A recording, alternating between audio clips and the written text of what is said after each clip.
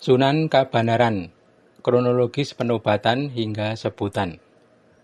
Meski sudah lama melawan Kumpeni dan sudah punya banyak pengikut serta wilayah, Pangeran Mangkubumi atau Pangeran Adipati Sukowati tak buru-buru mengangkat diri sebagai raja.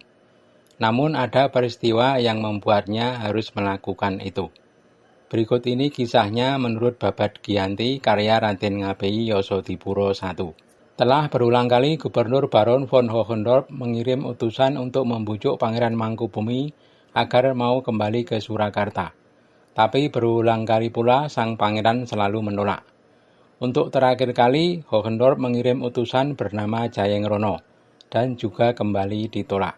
Gubernur Baron Hohendorp sangat depresi sehingga mengambil keputusan radikal, hendak melenyapkan Mangkubumi sekalian.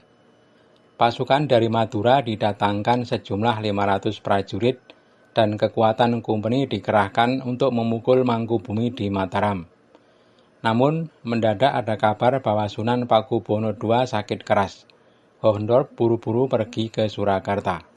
Sementara itu di tanah Mataram, khawatir terhadap kesehatan sang raja, para kerabat Pangeran Sukowati yang telah bergabung, yakni Pangeran Adiwijoyo, Pangeran Purboyo, Pangeran Mangkukusumo dan Pangeran Suryodikusumo sepakat untuk mengangkat Pangeran Mangkubumi sebagai raja. Pangeran Mangkunagara dan para bupati kemudian menyampaikan usulan tersebut. Pangeran Adipati Sukowati sempat gamang sehingga minta pertimbangan sang ibu. Ibu Pangeran Sukowati menyarankan menuruti saran tersebut karena Pangeran Adiwijoyo adalah saudara tua yang sarannya patut diturut. Pangeran Adipati Sukowati kemudian memerintahkan kepada Pangeran Mangkunagara untuk mempersiapkan penobatan.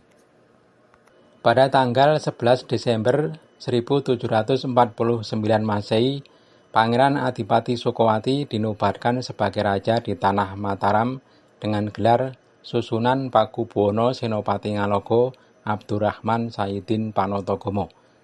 Pada saat yang sama, Pangeran Mangkunagara diangkat sebagai patih.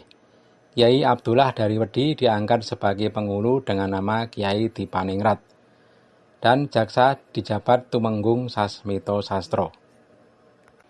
Pada saat yang sama, Gubernur Hohendorp menjenguk Sunan Pakubuwono II di Keraton Surakarta. Kepada Sunan yang terkulai lemas di pembaringan, Hohendorp minta agar takhta diserahkan kepada putra mahkota.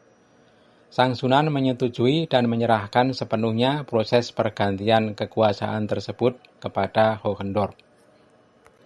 Pada tanggal 14 Desember 1749 Masehi, Gubernur Hohendorp menobatkan putra mahkota Pangeran Adipati Anom sebagai raja di Surakarta dengan gelar Ingkang Sinuwun Kanjeng Sunan Pakubuwono Senopati Ngalogo Ngabdurrahman Saidin Panotogomo.